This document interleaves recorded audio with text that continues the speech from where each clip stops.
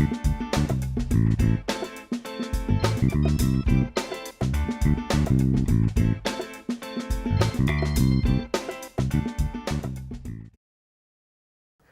Ashley Redmond from Morningstar.ca, and I'm joined by Bob Johnson, our Director of Economic Analysis. Bob, thanks so much for joining me.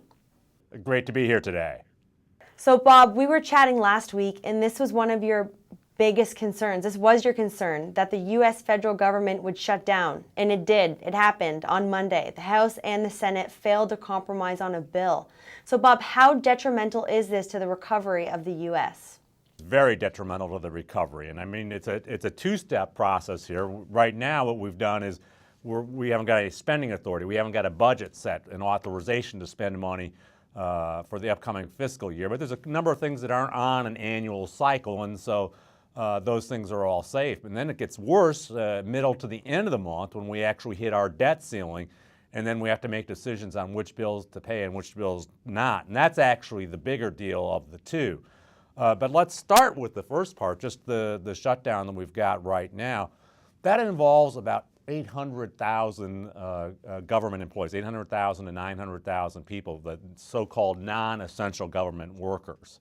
That's a big number. We talk about the employment report all the time, and we get it and think it's a big deal whether or not we have 150 or 200,000 jobs added. We've got 800,000 jobs that effectively just disappeared. And obviously it's going to take a while for it to get to the pay cycle. Those people weren't going to be paid on certain dates, so it will take a while for that impact to affect. But that's 800,000 people without paychecks, and that in and of itself is a very, very big deal in my mind. Then you've got things like when those people go out to eat, the restaurants that are next door, the airline trips that those people would have taken. And then you've got things like our national parks shutting down and all the tourism associated with that.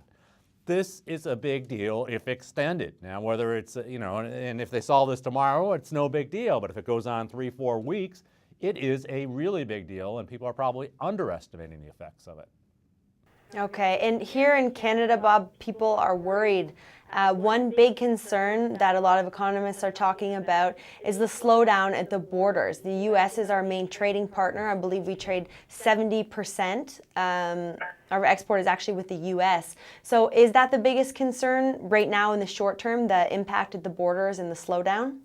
Right now, and I just checked with our transportation analyst upstairs, but their feeling is, even though some of the websites are closed for the government, that one of the things that they say on some of them is that the borders are open and that they're still processing transactions. So I'm thinking most of the customs-related activity and so forth is still all systems go. And again, that may change, at least we have to think about it when we run out of money, when we hit that debt ceiling limit.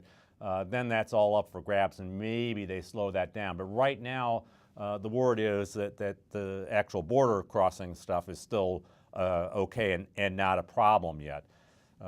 So thank goodness for that. But then the other part of the good news, I suppose, is the auto industry is a big part of our trade with Canada, and I think that's still doing relatively well, and in fact, they're kind of ramping up production across a lot of resources. So that's other good news. But now on the other side, on the western part of the Canadian economy, what's hurting, we've talked many, many times about how commodity dependent that part of the country is, and I think there the news is probably bad. I think we've seen a number of commodity prices come in here, not to mention oil and natural gas, which are obviously key export activities for Canada. So unfortunately, it just reinforces that slowing commodity cycle, which is not good news for the western part of Canada at all.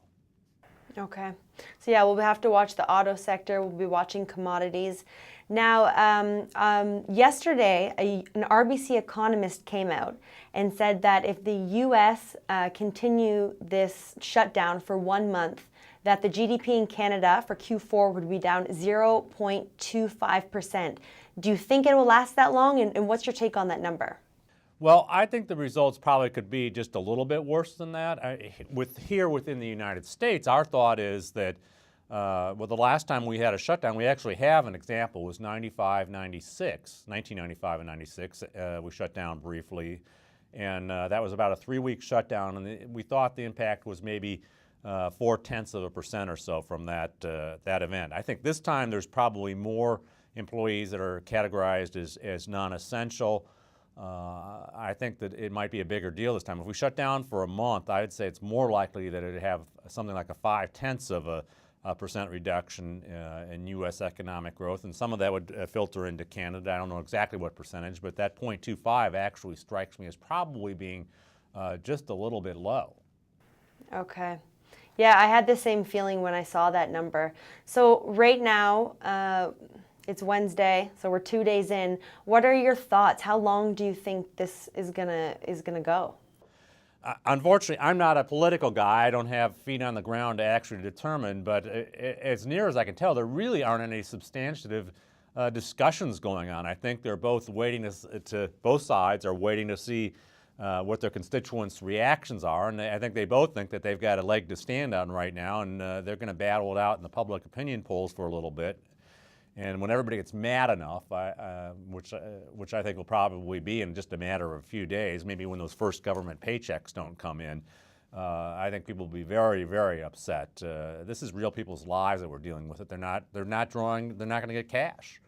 And that's going to be a big hurt for the economy, and I just really don't think it's going to go on too long, just from a standpoint of how much harm it's going to do.